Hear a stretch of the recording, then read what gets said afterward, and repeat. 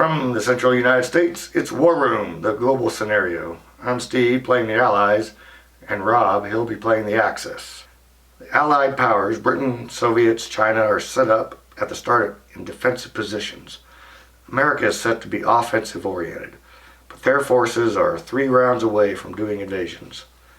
The Axis powers are set up to do offensive operations from the start, but Germany and Japan are limited by the number of orders. They each have 9. Italy, with 6 orders and only 7 commands, are not relatively limited. I'm going to talk about the Allied strategy now. World War II has been called the first war for oil. Therefore, the overarching strategy of the Allies is to deny the Axis from trading for oil and reducing their production of German and Italian oil and holding key territories for 4 rounds, allowing the U.S. forces to get to and impact the many fronts. The clock is on the Allies' side. The Atlantic. Axis ships must not be allowed to occupy A-12. Venezuela is one of only 2 oil trading standard neutral nations. U.S. air and naval forces must destroy any Axis ships that enter. The defense of Great Britain lies in preventing Operation Sea Lion, a German offensive amphibious assault. Therefore, the Allies must be able to equal German ships in A6 and possibly A7. German ships equal the Allies in the Atlantic at the start of the game, 8 and 8 each. But the Allied ships are spread out and it will take 2 rounds to consolidate them. During these rounds, the Allies need to sink the U-boats with air power, covering as many sea spaces as possible, as subs cannot fire at aircraft. The Germans have a big air advantage with 9 aircraft bordering A6. The Allies need to look for clues of a forthcoming Sea Lion operation.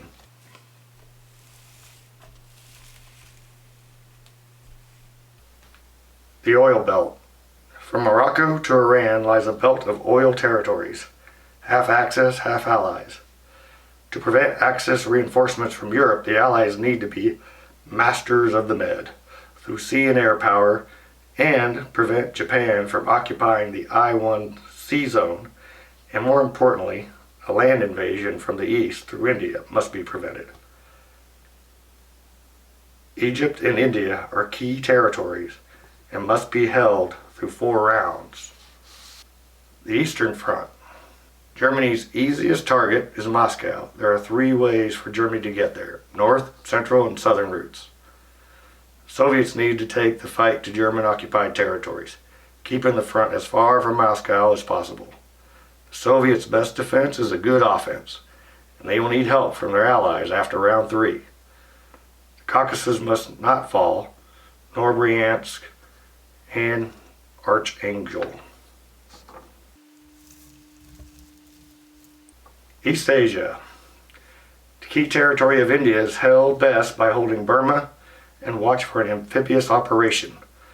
The oil of Japan's Money Islands is near impossible to impact unless Japan makes a ship defense. Watch for forthcoming strategic bombing too into India. China must support Burmese invasion with the 103rd going south. Everyone else to J4 Peiping. The Stalin rule hurts the Soviets. The Soviet-Japanese pact hurts the Allies. Both must be broken. It's a matter of timing. U.S. forces must be ready to land in R-17 Kamchatsky and British forces ready to move into the Caucasus. Soviets must go down 2 spots on the homeland status wheel for help to come. Breaking the pact will move them down 1 spot, and a lot of dead and a territory loss should move them down to the 2nd spot into the yellow zone. Australia will be sacrificed. Round 1. The bids. For turn order, Soviets bid 6. Italy 3, Japan 1, Germany 2. Germany chose last, Soviets chose very first. Soviets, Italy, Japan, Britain, China, US, Germany is the order. They stayed right there. The British moved a bomber and battleship and cruiser into A-15. And a really good surprise move by Rob, the Axis. He moved the 72nd out of France down to A16. They're either going to go to North Africa or go and take South Africa factory. In the Eastern Front, the Soviets going first, they made a lot of offensive moves, purposely sacrificing Leningrad, just evacuating Leningrad, because they wanted to move down on the Homeland Stress Chart. So they moved in Bryansk to 29th, and then forces, I mean not into Bryansk, into Belarus. And then the forces from Bryansk, Soviets moved down into the Ukraine, and also forces from the Caucasus and 2 air groups in there. The big story though is the Mediterranean M3. British moved Indian Ocean Navy in there. They have 4 ships total now. The Italians moved their ships in. They have 3. And Axis, they moved in 3 air groups.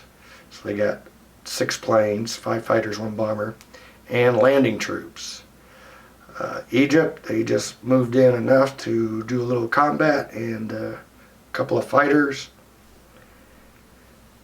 And it looks like that M3 landing force wants to go to the Middle East. The 9th Navy of the British moved out to I-5, and the Japanese Navy moved into I-9, reinforcing it, and they're protecting that oil. India land troops did not move. The air group went to C3, anticipating invasion there, but there was nothing to shoot at. China moved the 103rd down into Burma to block any extra railing of the 85th into J8, either this turn or next turn. And in China, the Chinese were invaded on the east part, by the Japanese. But the 104th of China is in the Peiping, and they're unopposed by land forces, but there's 2 fighters and a bomber going to fight it out with them there. And the Soviets broke the pact and moved in the 34th into Manchuria, J3, but withheld the 58th for future orders. Elsewhere in the Pacific, Japanese First Navy came down from P1 into P18 and attacking the British ships there, submarine and a cruiser. And the American Navy just sent an aircraft fighter to the Solomons. American made moves, loading up troops in P3 along with the naval forces.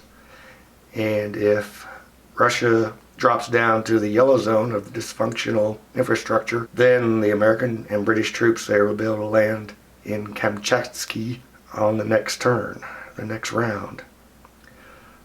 American fighters in the Pacific did not move. Round 1, battle aftermath. In the Atlantic, pretty quiet. The A3 subs of Germans didn't move. The A-15 battle went pretty well for the British, sinking 2 German subs. Eastern Front, Germans took Leningrad. The Soviets have a stalemate in Belarus, and Ukraine was not taken by the Soviets by 1 dice roll. The M3 Med battle went very poorly for the British. They lost 4 ships. The Italians only lost 1 ship, and a couple of airplanes of Italy and Germany, I think, were destroyed. But, M3, that's bad news for the Allies. Burma, it's a stalemate. C3, Japan took that. Japan took C4 was taken, C1 was taken, and China took J4, Peiping. Manchuria, mutual annihilation. All troops were killed. Manchuria remains in Japan's hands. The British Navy in P18 was destroyed. And the rest of the Pacific is rather quiet. End of round one, America is building a aircraft carrier and a cruiser and a land stack of troops. Germany is building 2 submarines and a bunch of artillery. Now, why is he building those submarines? Is he going to do Operation Sea Lion on turn 3? I don't know, but I got to look out for that. Russia is building 3 artillery and a couple of infantry, and they spread them out so that the Germans cannot bomb them. At least 2 of them will not get bombed. So I'll make Germany spend some orders in order to bomb my Soviet production. Now in this Eastern Front, Soviets are going to be very aggressive on turn 2. Soviets are going to invade into G8, the Baltics, and into G4, Poland, and just tie up those rail lines so no troops from Italy or from the far western Europe can rail into Leningrad or some other place. And that's the only offensive operations that the Soviets are doing. Everything else, we're going to sit tight, move our aircraft around, defend the sea, make sure there's no sneak attack by A4 or A2 over to Canada, and go from there. The British building 1 infantry in South Africa and artillery stack of 5 there in India. Japan is building a battleship and a submarine and a 5-person land stack there in Japan. In Japan, in the Pacific, America is going to move its Navy to P11. We're going to be going first. We're going to bid 6. Britain was going to bid 6. And Soviets are going to bid 6, beating out Germany. Japan has 9 oil. They could bid more and go first, but I kind of doubt they're going to do that. So the strategy in Pacific, move my big American Navy into P11, and then start moving troops into Soviet Union on round 3 when they move down the stress wheel. They did not move down the stress wheel at the end of round 2 because they only got 11 total stress. So they got 6 from breaking the pact with Japan, and then 5 from losing Leningrad and troops. But the Allies really counted on them going down to 12 so they could move down 2 spots on the homeland status wheel, and that would allow Allied troops to land and move into the Soviet Union. So that is delayed until round 3, not round 2.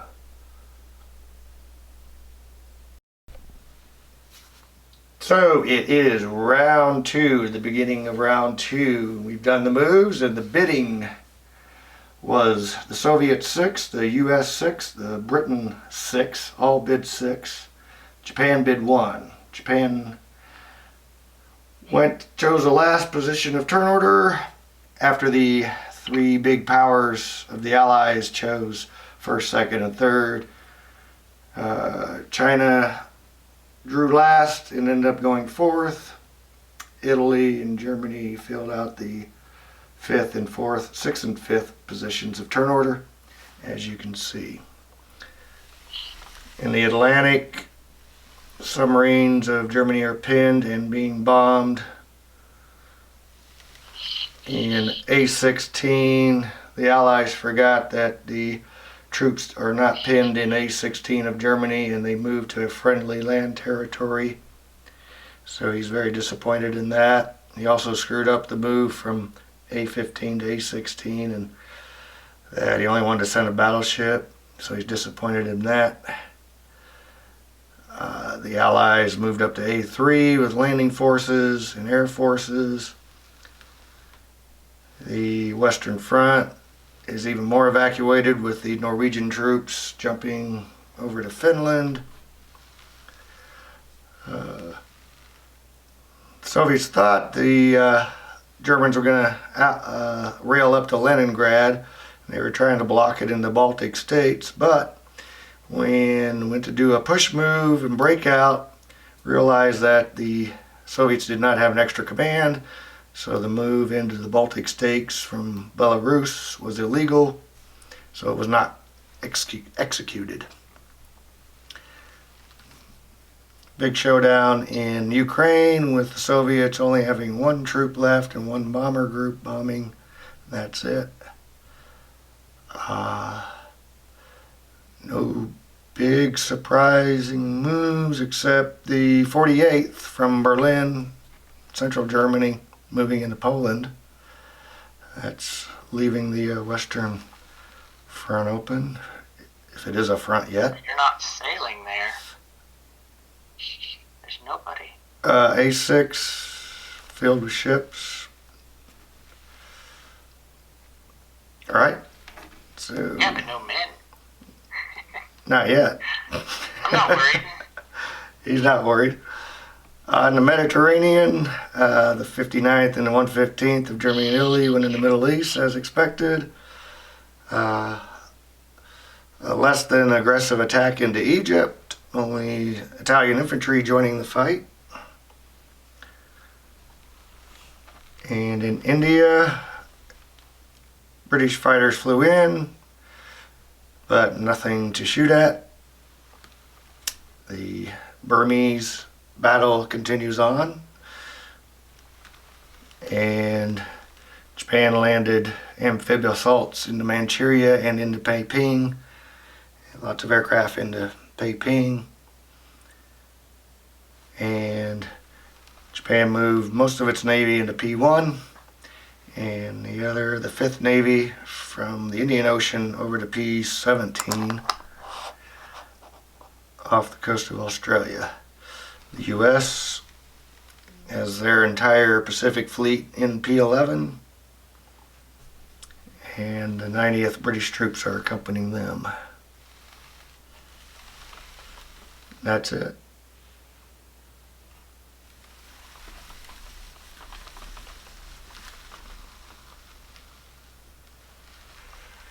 By the way, you're not moving, you're spinning your board.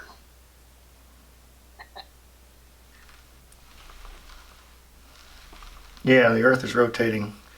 Here it's rotating the correct direction. Here it's rotating the wrong direction. So, anything surprised you in the Pacific area? In Pacific? No. I mean, I was 50-50. Obviously, I wasn't sure if you were going to P1 or not, so I had to do what had to be done. Yep. What about Asia? Yeah, I have a couple. There were a few surprises there. What surprise? What's the other surprise? I thought you'd hit Korea instead of Manchuria. I almost reinforced there, but decided I'd rather lose Korea than Manchuria, but I might lose Manchuria anyway. These guys are kind of overpowered right now. The Allies were surprised that the Axis did not bomb India with lots of bombers and fighters. Yeah, thought about it. So. But I knew those two fighters from C3 would be going there. I was kind of suspecting the Middle East fighter might too, but wasn't sure. So, Middle East is doomed. Yeah. Could have sent my fighter to Egypt. Yeah, the Middle East kind of saw they were doomed. I didn't know if you would rail some guys in there.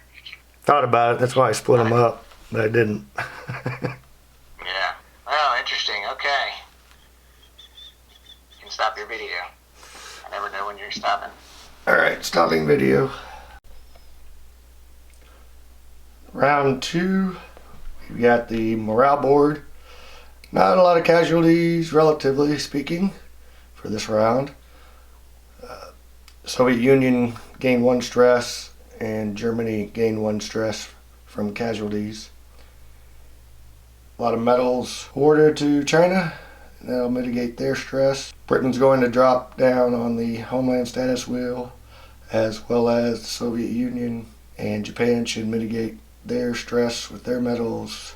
Germany, the other countries are not approaching any drop down in the stress wheel. Round 2, combat results. In the Atlantic, right here, the German sub was not sunk by a battleship cruiser, 4 fighters, and 2 bombers. 1 sub was sunk. Oh man, how can that happen? That doesn't seem too realistic. Again, in A-15, the German sub survived. It was a mistake on the Allies' part, moving both of the British battleship and cruiser out, attempting to pin the 72nd, which went into G11, and did not get the rules in the Allies' mind right. There was a strap bomb in Morocco, resulted in an OSR lost for Germany. In the Central Europe, the Allied invasion of Poland was thwarted as expected. Ukraine was taken back in full control, no longer embattled. Germans have it. Belarus remains embattled. The Axis invaded and took Egypt, and invaded and took the Middle East. So the Axis have lots of oil now. No air raid in India.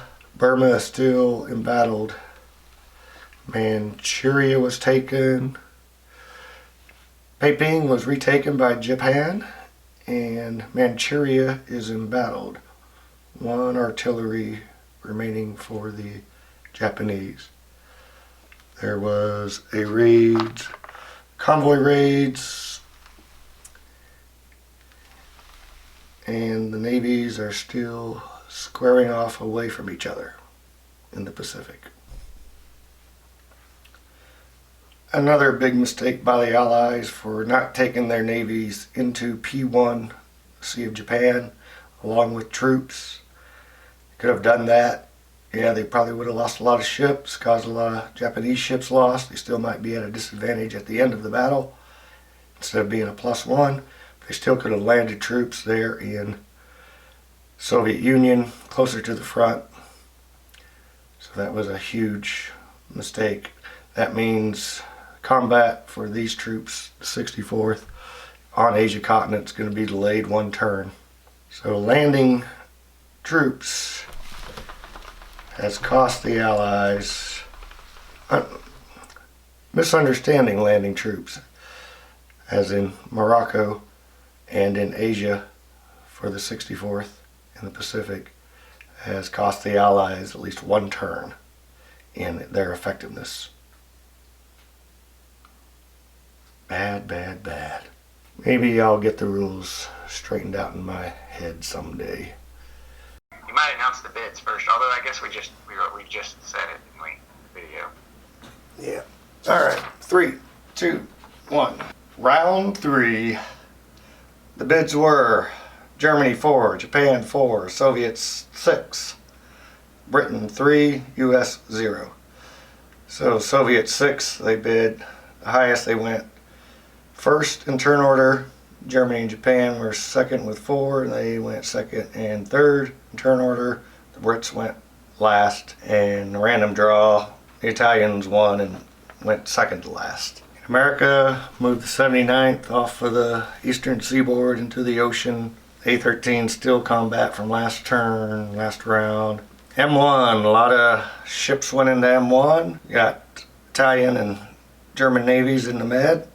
Soviets came out of A6 off the coast of Britain, went in there, and they were supposed to get backup from their British allies, but the 6th Navy was pinned in A6, and the 7th Navy chickened out because of all those aircraft sitting in that same sea zone. So the 113th of Italians want to make a landing next turn in Gibraltar. A-15, the combat continues. Soviets are supporting their sub with a aircraft fighter. Up in the north, Norway has been invaded, and the 1st Navy of the Germans came out of their hiding spot and pinned the 6th Navy, as said before. The 114th of Italians are taking a big risk going out into the Baltic Sea, right there. And Leningrad is stacked with troops from the Soviet Union. They all left Bryansk wide open. Soviet troops also left the Caucasus wide open, and the Germans marched right in. Moscow was reinforced from those Caucasus troops. And in the Middle East, or in Africa, M2, we got Italians being bombed by British Air Force, and they're going to probably die. And the Sudan is invaded by the Italians again. Well, not again, but on this round. And the 75th of the British is poised to strike back. Iran was not invaded. Instead, the 59th of the Germans went into I-1 off the coast of India. Most of the Indian troops stayed there, except for the 60th went into Burma, and the 103rd of China went into Indonesia. Japan's forces moved up to C3, taking the Szechuan chicken, and 107th decided not to go into J4 on a suicide run. Manchuria, Japanese Air Force and Japanese tanks and artillery are going to fight it out with some infantry of the Soviets in China. And we got mano a mano and a carrier plane in R-16 Khabarovsky. Americans have landed in R-17 sea battle in P-11. And let's not forget the key territory in all this game, Turkmen-Uzbek, R9. China and Britain have secured it. So there is a convoy raid occurring in P1 that I have on my screen. I don't know if you put a marker there though. no. I forgot about that one. And a convoy raid in P1. Alright, y'all done? Yeah, you got anything? Oh, there's the Australian attack too, but that's so minor. It's not. I'm just looking over. Oh, you got to talk about P11. Come on. It's a big naval battle. 10 ships versus 8. Bunch of battleships from Japan. A couple of carriers from America. Cruisers, subs. And British troops' lives are on the line. All right. Round 3, combat results. German sub in A-13 has been destroyed. A-6 battle, cruiser and battleship are left. Norway was taken. The Americans forgot to do a strap bomb before the British took Norway, so that was a mistake. In France, the Germans shot down both American bombers, no strap bomb. His naval builds survive, and that's a big mistake. Throws a big monkey wrench into everything I was going to do if he goes into A-15 in the next turn. A-15, the German sub survives, and the Soviet sub gets sunk even though there was a Soviet fighter there.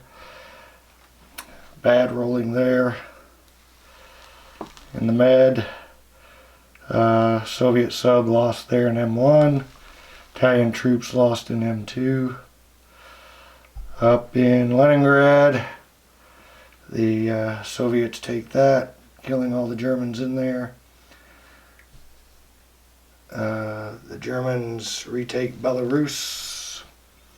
And in the Caucasus, there was a mistake in trying to rail out one of the Soviet troop commands.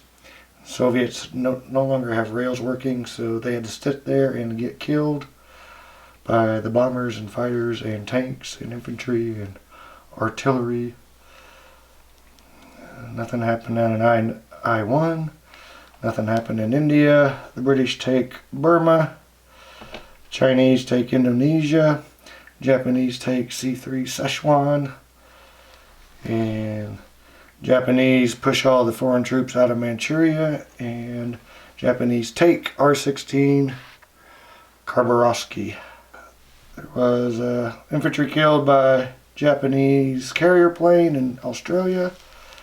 And the big battle in P-11 leaves one Japanese battleship, an American battleship and carrier, British troops are still alive. Americans landed up in Kamchatsky. And that's it. Morale board. Round 3. The Americans and Japanese naval combat cost both of those countries 5 stress, moving over 90 into the stress points. And the Soviets are going to move down 1 spot on the wheel of homeland status. These are the dead commanders of round 3. It is round 4 in game number 8. And in America, we've got some serious shipbuilding going on. It's SHIP. And the plan for the moves is to move all the Atlantic ships into A6. Troops from Norway into A6. These Americans up into A6. And we, the Allies, hopefully will be prepared to make a landing on the continent from the Atlantic. And on this turn, hoping that the Germans don't go first, the Soviets are going to go there into G8, the Baltic states. And we are not moving these aircraft out of Gibraltar so that these infantry troops will not be able to land successfully. And for Malta, in the middle of the Mediterranean, 15th is going to go do a strap bomb on Libya. And we're going to be defending the sub-Saharan Africa. And in Russia, well, the Germans are probably going to march and take some of the most important territories right outside of Moscow. And they're probably going to take Iran. India's going to hold steady, move some troops over into Burma, leaving the aircraft there. Japanese have not yet attacked India with these aircraft. One of these turns, and America has landed in Soviet Union Far East, and will be marching in and try and take that factory back and get some get a tank and a artillery. The Japanese Navy has split up. I don't know what they're doing. Japanese Navy is blocking Australia from doing anything offshore, but they had no plans to do that. And we got a battle still here raging, and America's not moving its Navy at all on the Pacific side. So the Allies are going to bid 4 for Soviets, 2 for UK, and 3 for the US. But I got a feeling that the Axis are going to try and go first on this turn. Round 4 moves. America. Well, they moved the tank and the infantry out of central US and moved them up into Canada. And the 79th moved down to A13. Germany was expecting them to go to A2. But Germany was pinned anyway in A15 as the British and American navies flooded into there. Germany called in some air cover. You forgot to announce the bids and turn order. And the bids and the turn order. Alright, take 2. You can continue from there. You don't have to start over. Yeah, I can cut it. Yeah, but we know you won't. If I think it's artistic, I'll keep it. Alright, that's okay. Round 4. Turn order. Soviets bid 4, UK bid 2, US bid 3, and they took 1, 2, and 3. Germany bid 1 and took the 4th spot, and the other countries bid nothing.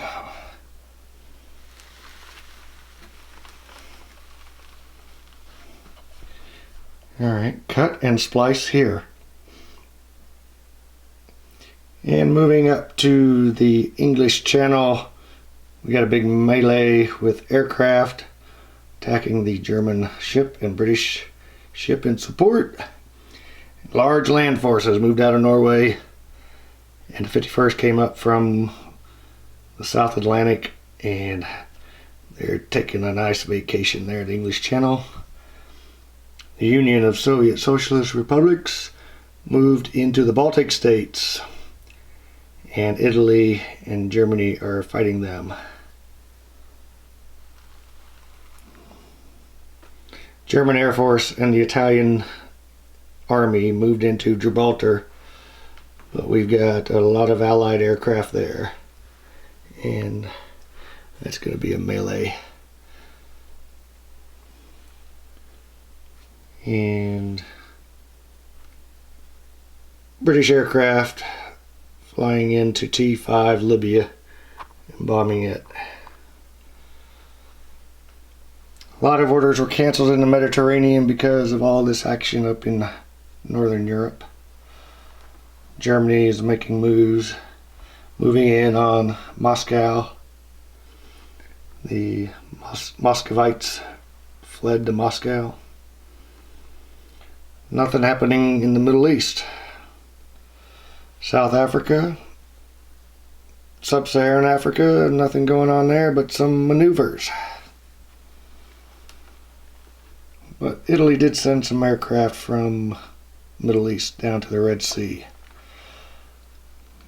German troops sticking around there in the, I don't know what that Gulf is called. And no battle in India, no battle in Burma, no battle in Vietnam. Pretty quiet, except the Japanese are bombing the Chinese port in Indochina, even though the Chinese cannot trade. Somehow, their stuff is still getting bombed.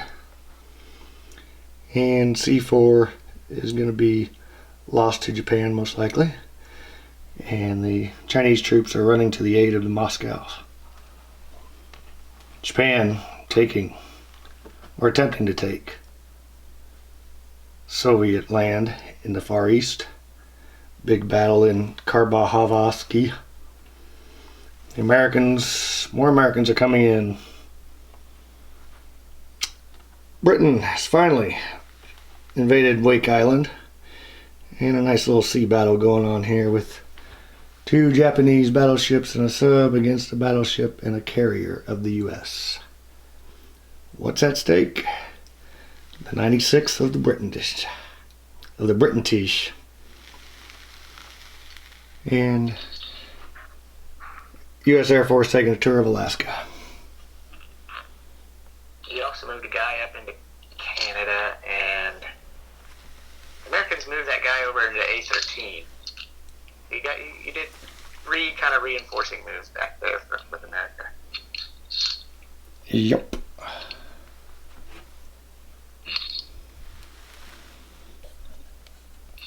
And all of this surprised Rob. He didn't expect any of this. But he's... Oh, you're talking about the English Channel thing? Yeah. Well, I wasn't sure. I wasn't sure where the 51st was going to go, or if you were going to go back to the aid of Russia or not. So, I wouldn't say I'm too terribly surprised. It was one of your options. But I wasn't sure.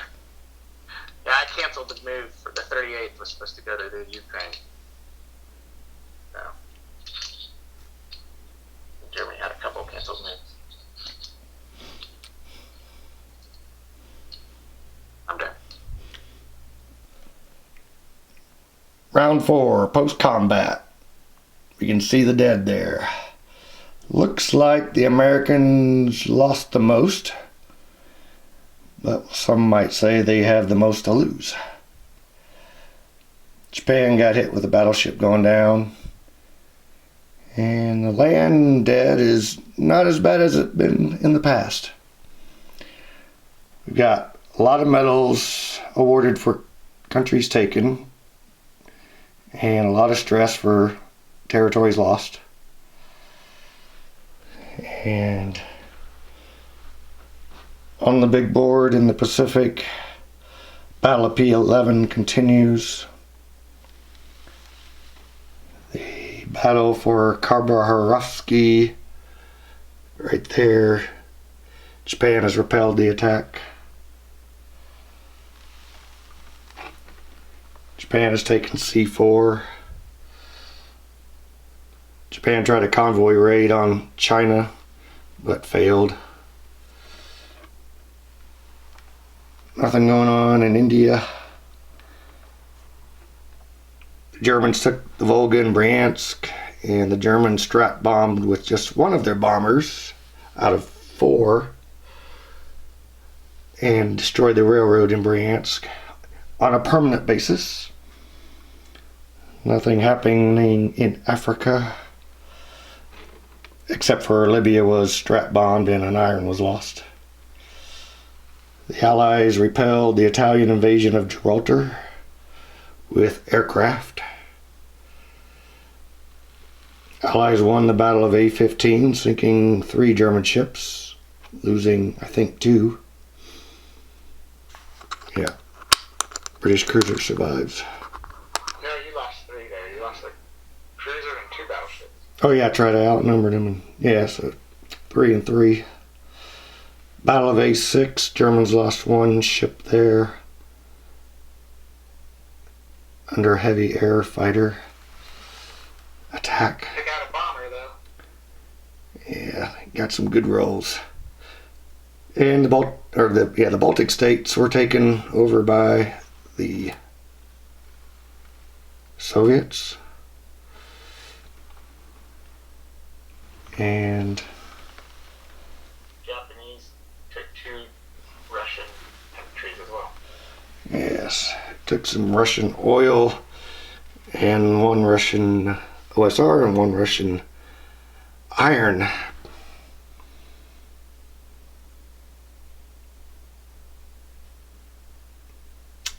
And we'll see how these dead stack up for more stress.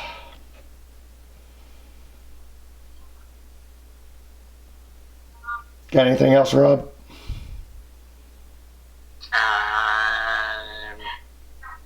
I thought the Battle of Yakut was going to be critical, but now that I'm looking at it, I don't think that was as critical as I thought. So let's see. I was very surprised I took down 2 battleships in A-15 with only, I think I had less than 20 dice there. If I remember right. So that was pretty good rolling.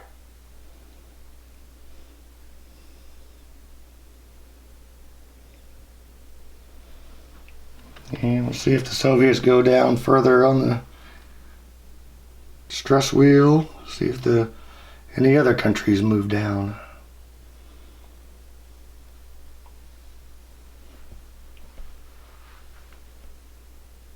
See you. Yeah, the Soviets are definitely going to go down. Economic collapse, low income.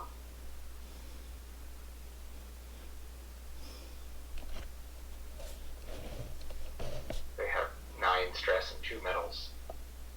We haven't even counted the dead yet. That was my turn 4 strategy, in case you can't tell. To knock Russia out of the game. So I was sacrificing a few other locations just to give the knockout blow to Russia. It looks like it's working.